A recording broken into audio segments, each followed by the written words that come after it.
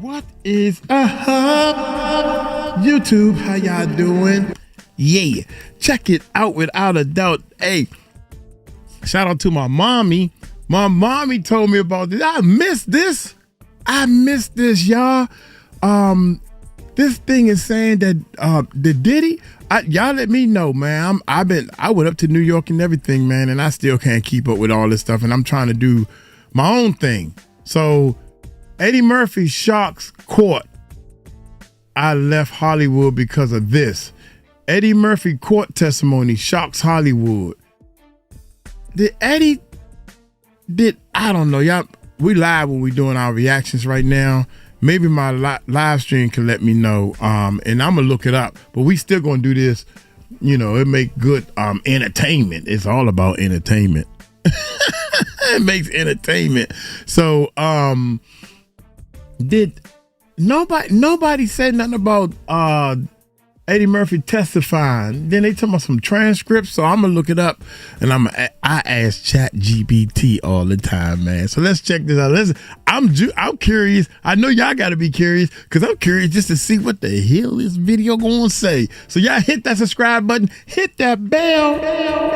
Let's check this bad As anticipated, boy out. Day 12 of the Diddy trial would consist of the usual fare of more paperwork and procedural submissions.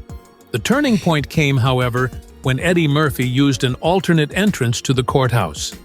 The jury leaned in, Diddy froze, and reporters jolted upright. Even most of the legal teams there were unaware that Eddie was going to be a witness. What he uttered while swearing had an impact much beyond the confines of the courtroom. Eddie started by saying, "I've been quiet for decades, but after what I saw, I had to step away from Hollywood, and I've carried that weight ever since." Seated upright in the witness chair, Eddie Murphy wore a sharp suit and maintained an image of unwavering composure, yet his eyes bared the burden of a history that predated his Hollywood career. He was forthright in responding to the judge's request that he identify himself for the record. Then he turned to see Diddy, who was seated at the defense table with a pitiful expression on his face. Unexpectedly, Eddie repositioned the microphone and uttered, "I left Hollywood because I saw too much, and because I couldn't unsee it." He kept his voice down. That wasn't necessary. Courtroom spectators leaned in. When Eddie first started telling his tale, he was in the midst of a professional renaissance in 2006. There has been an uptick in a number of high-profile proposals, including new studio deals and discussions about awards. According to him, there was an abundance of labor. "The phone was ringing every day. I was being courted like I was in my 20s again." That is until a famous producer discreetly called one night with an invitation. According to him, a private house in the Hollywood Hills was the site of a meeting.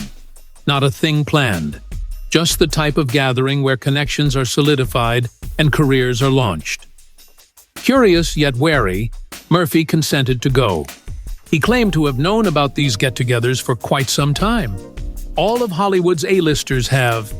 The notorious Diddy networking events, where attendees were instructed to simply enjoy the experience, and phones were confiscated and photography was forbidden.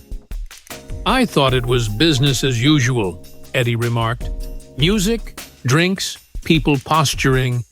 But when I pulled up, I knew immediately something was off."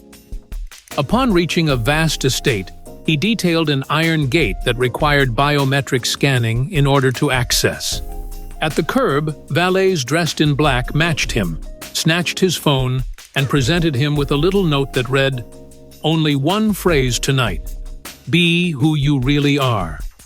The energy within felt unsettling rather than exhilarating. Playing silently, minimize background noise, speaks softly, and looks blankly. Similar to a cathedral, it was silent, but not in a sacred sense. Rather, it seemed haunted.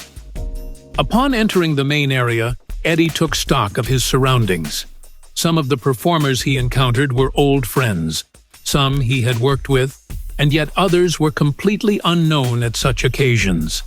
Everyone was acting abnormally, including the sportsmen and businessmen. Not intoxicated, not completely outré. I only computed, measured. They seemed to be aware that someone was watching them. Afterwards, he was muted as a guy in a robe and a lady in heels made their way to a side hall. That's when it really hit me, Eddie relayed to the judge. This wasn't about celebration. This was about power. Eddie was questioned by the prosecutor about his decision to remain for an additional few minutes. The answer was, because I needed to understand. I needed to see it for myself. And God forgive me, I did. Dang. Diddy, who Eddie hadn't seen in years, approached him after he'd been aimlessly wandering for a while, according to Eddie. He walked up to me like we were old friends, threw his arm around my shoulder and said, "Brother, it's about time you came home." In response to the memories, Murphy forced a little grin, which immediately disappeared. He didn't mean Hollywood. He meant this. Eddie said Diddy exuded confidence and serenity, yet there was an icy quality to his expression.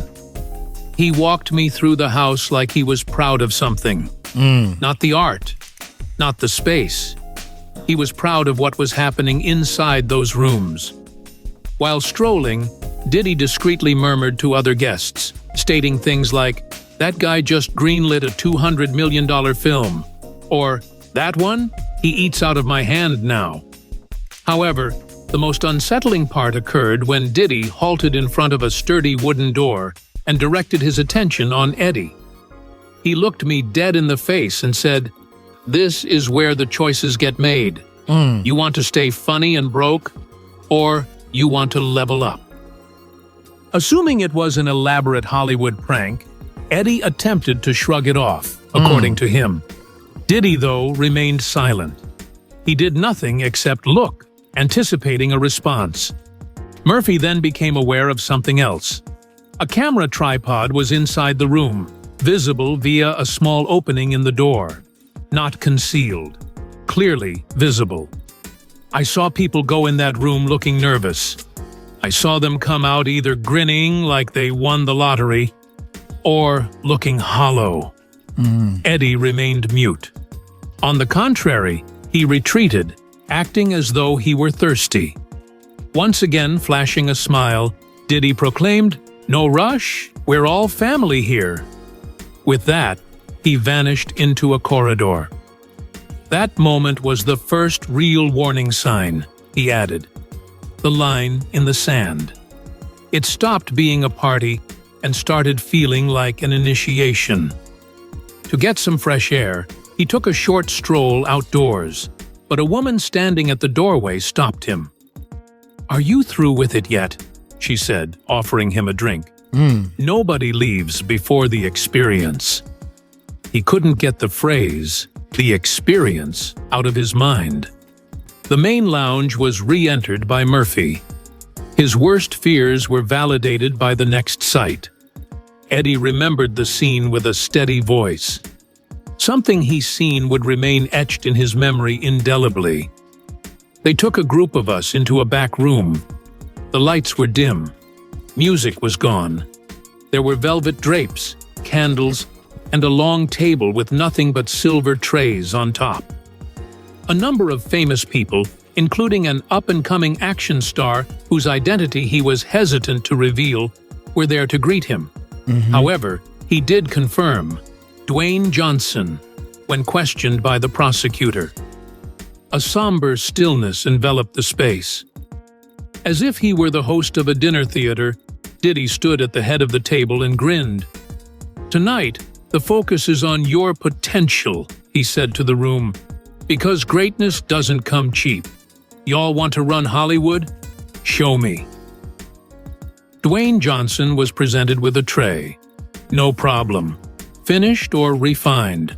A gloved guy removed the cover. Raw monkey brains are underneath it. Persistently pink. Not letting up yet. In an uncomfortable way, A few people in the room managed to giggle. Some of them averted their eyes. However, Diddy made it clear, saying, "Come on, Rock. You eat that. The role is yours." The following events were described by Eddie with a hint of crack in his voice. Dwayne was uncertain, perused the area. Subsequently, he executed it. I simply swallowed and continued on.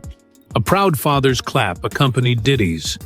"That's exactly what I'm referring to," he said, his gaze sweeping over the whole guest list. "Who's next?" "I froze," Eddie claimed. "I felt sick. I looked for the door." However, Diddy subsequently approached and positioned himself before him. His words dripped with authority as he addressed Murphy. "You ready, preacher boy?" To which Murphy said, "I wasn't expecting this." And then Diddy muttered, "Then why are you here?" Eddie then proceeded to explain leaving that room while the court sat in stunned silence, strolling, yet with intent. "I wasn't scared of what they'd do to me. I was scared of what they could do to others." Diddy said, "You'll be back when you're ready to really make it," as he departed. Uncle Eddie never came back. Additionally, his approach to working in Hollywood was forever changed. "I informed him I was a man of God," Eddie stated as he gradually adjusted his posture in the witness chair. "And I meant it. I told him I wasn't going to participate. I wasn't going to eat anything. I wasn't going to sign anything. And I sure wasn't going to lose my soul to fit into whatever circle that was." He glanced across at the jurors and waited. And that's when Diddy made it known. If you don't play the game plays you. After declining Diddy's offer to take part in the so-called experience, Murphy said he became a target, symbolically rather than physically. "The way he made fun of me," Eddie said while shook his head. He turned to the room and said, "Look at this church boy. He thinks faith is going to book him a franchise." Laughing filled the room, whether it was uneasy or forced laughing, but it was sufficient. When asked if he was humiliated, Eddie denied it. "I was disgusted. I realized that the party wasn't about testing who was loyal.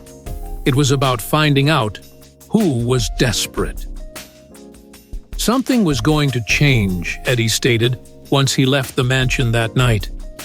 "I didn't just walk out of a party. I walked out of Hollywood's inner chamber. The part nobody talks about. The one behind the velvet rope where favors are traded for silence and humiliation is currency." As time went on, things began to shift. An abrupt halt was placed on projects that had previously been approved. They recast the parts that were originally written for him. After 7 years, his agency suddenly stopped responding his calls. Someone who had before complimented his work allegedly said to a co-worker, "He's not aligned anymore." As he proceeded, Eddie maintained a fixed gaze forward. The question, "aligned with what exactly?" prompted his pursuit of clarification. "That's what I kept asking. Aligned with Diddy? Aligned with monkey brains and candlelit rituals?" His demeanor was composed and collected, devoid of anger. However, the underlying sadness was undeniable. "They didn't need to fire me. They didn't need to cancel me. They just needed to not call me. That's how the real blacklist works. You don't hear a gunshot, just silence." Keeping active was something Murphy said he did for a long. He penned screenplays, proposed novel concepts, conducted voiceovers. However, an impassable obstacle was there. People smiled in meetings, said all the right things, but nothing happened. Nothing stuck. It's like I was floating just outside the gates. His final statement slammed into the courtroom as he concluded the segment. "You don't have to sell your soul in Hollywood, but if you don't, they'll convince everyone that you never had one to begin with." Eddie Murphy was unapologetic when asked straight up whether he thought he was on a blacklist. The answer was yes, he stated, and not in a dramatic, headline-grabbing way, in the quietest, most precise way possible. That's how the machine does it, with whispers, not warnings. He described the mechanism in detail. There's no memo that goes out, no studio head saying, ban this person. But there are dinners, there are calls, there are little meetings behind frosted glass where someone says he's a liability. Now, Eddie elaborated on how his reputation took a nosedive in the rooms he had previously owned following the party. Eddie didn't pass the test, one high-ranking CEO informed a buddy. When the friend wanted to know what that meant, the executive just responded, he said no when he was supposed to say yes. Before proceeding, Murphy inhaled deeply. That was all it took. One no, one refusal. And the doors don't slam, they just don't open anymore. He reflected on how his squad started to thin down in the years that followed. Back when he was touted as a sure bet at the box office, producers started to distance themselves. Studio after studio that had requested him to meet with them suddenly said they were too busy or had budgetary restrictions. I watched the work disappear in slow motion, he pointed out. I'd submit pitches and get no reply. I'd meet with networks and they'd nod through the whole meeting and then ghost me. According to him, you start to question yourself. You start to think maybe it's just timing. Maybe it's the market. But then you hear the whispers, the things they say behind closed doors. The court recognized the prosecution's email evidence, which included a studio executive's signature and the words, "not aligned, pass." Eddie's name was included in the email. Murphy went over to the microphone. I want the court to understand something. Hollywood's blacklist doesn't wear a name tag. It wears a smile, and it shakes your hand while it erases you. He claimed that the machine saw him as tough and ungrateful because he refused to take part in the party rituals, and, even worse, because he decided to leave. I was tagged, he continued, not for causing harm, but for refusing to be harmed. Next, he struck a more profound chord. There are people whose careers vanished because they turned down the same parties, because they saw what I saw and didn't want to play along. And we act like it's coincidence. It's not. With a somber realism, Eddie concluded the part. Hollywood doesn't just make movies, it makes myths. And the biggest myth of all is that success is about talent. It's not. It's about compliance. The defense wasted no time in requesting a sidebar when Eddie revealed the most incriminating part of his evidence to FAR, which sent screams reverberating through the crowd. Eddie mentioned that there was a list. An unwritten one. Everyone in the industry knows about it. It's the people you don't criticize, the ones you don't question. Because if you do, you're gone. Courtroom tensions rose. The judge cautioned him against speculation. I nodded, Eddie. I'm not speculating, Your Honor. I lived it. He said again, Diddy's on that list. Tyler Perry's on that list. Oprah Winfrey, she helped write it. Wow. In their chairs, the jury members moved. The reporters pounded the keyboards. According to Eddie, this list was really more of a border than a document, beneath the surface, yet enforced with a chilling exactness. Once you speak against someone on that list, your name gets passed around in whispers, not because you did anything wrong, but because you talked. He pointed out, this is how Diddy stayed untouchable for so long. It wasn't just his lawyers. It wasn't just his money. It was the fear. Fear of what it would mean to speak his name in a negative light. Murphy asserted that Diddy was shielded from anybody who didn't show up to the events, since many had built their careers on his generosity. Tyler Perry was aware, Eddie remarked. So did others. And they didn't have to participate in the darkness. They just had to look away. The prosecution wanted to know whether Eddie had ever discussed the list with anybody. At that, he gave a little nod. A fellow actor told me, "You're crossing the line, man. They don't come back for people who cross it." Murphy didn't reveal the identity of the actor, but he did imply that the two were friends in the past. The two of them have not communicated since, he stated frankly. That's the price.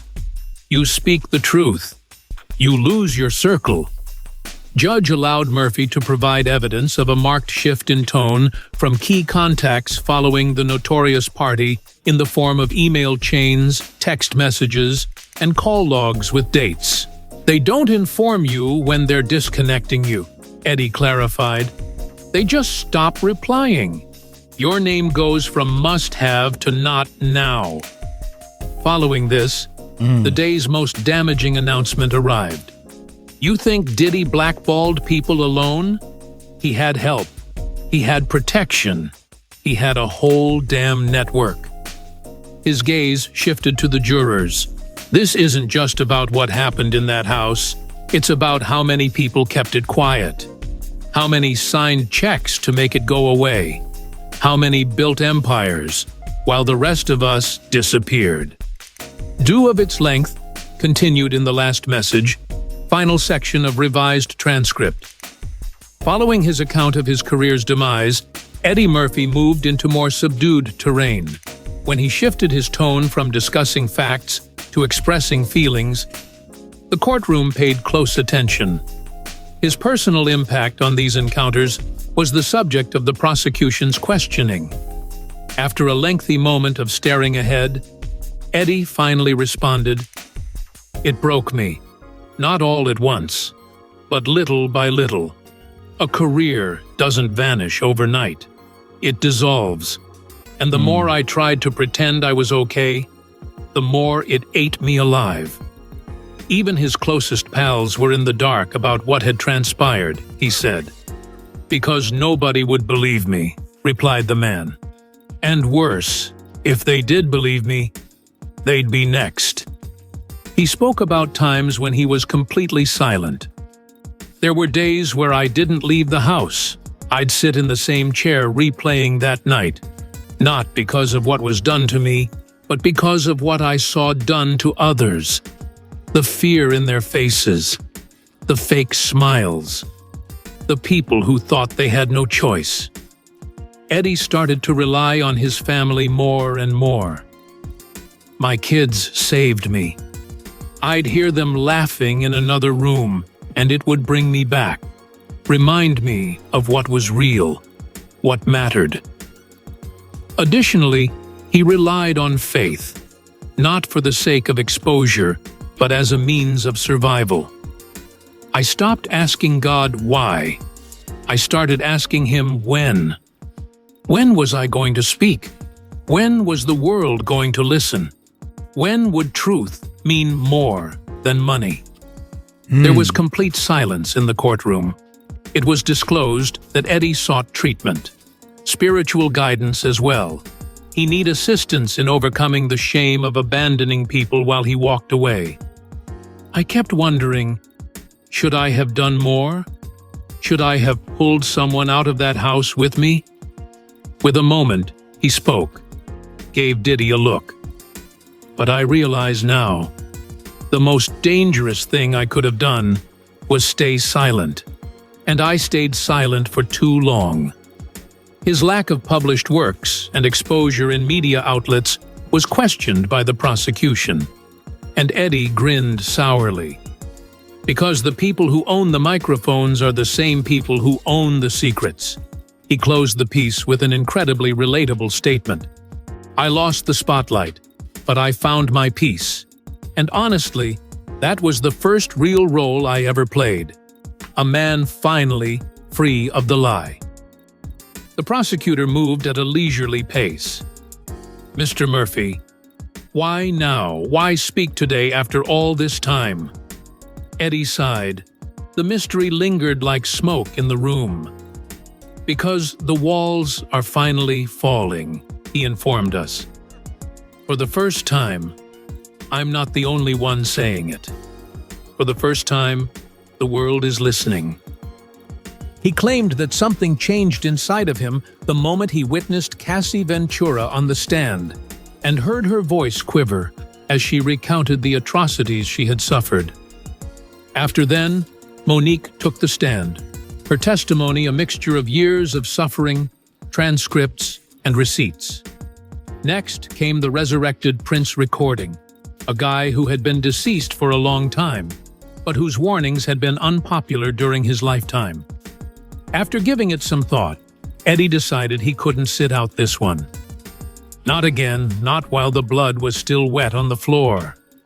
He said that for a long time, he was paralyzed with dread, both of reprisal and of losing his job, insecurity at the potential distortion of his truth. I saw what happened to people who spoke out. They weren't just canceled, they were erased. But the stillness was now completely broken. Everything had altered after the trial. Eddie warned the jurors that a chain reaction was taking place. And I'd rather be the next one to fall for the truth than sit on the sidelines protecting a lie. He detailed how the public's perspective changed, not due to headlines, but because of the statements made on oath, as he witnessed Diddy shout in court and the defenses fall apart. I don't need a book deal. I don't need redemption. I need peace. And peace only comes when the truth is louder than the lie. He went on to say that his kids were older now and had lately asked him why he had quit performing. And I couldn't look them in the eye and say, because I got tired, because that wasn't true. I stopped because I wasn't willing to lose myself to gain a career. His gaze shifted to the jurors.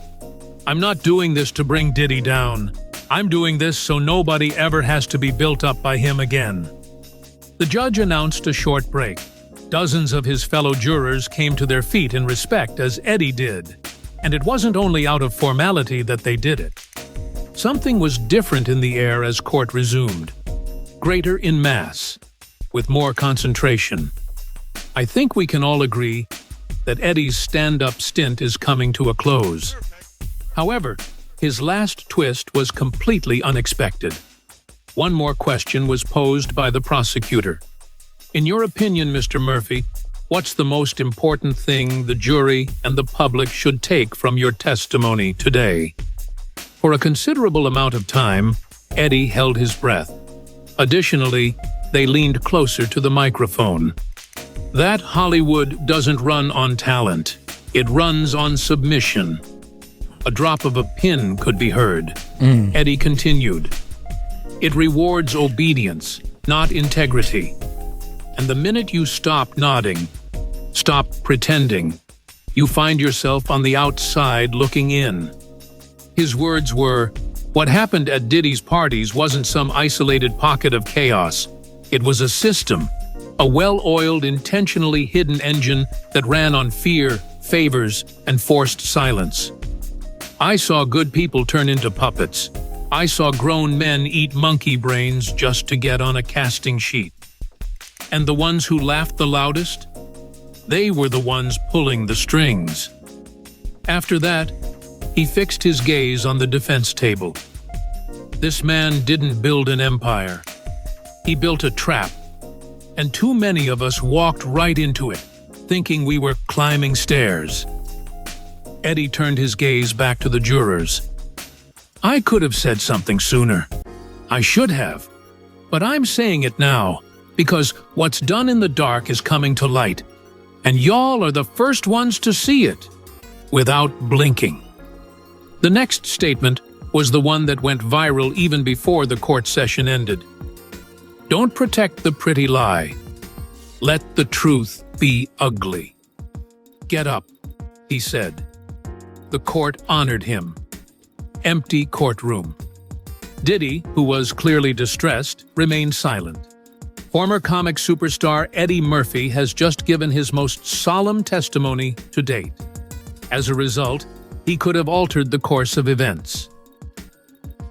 I don't know, y'all. Spoiler alert. I just Googled and ChatGPT'd it and everything, and this is a rumor. This is fake. This is not real. I apologize to people that's like, oh, I can't believe you're doing clickbait stuff. I can't believe it either. I mean, it's part of our reality. Clickbait.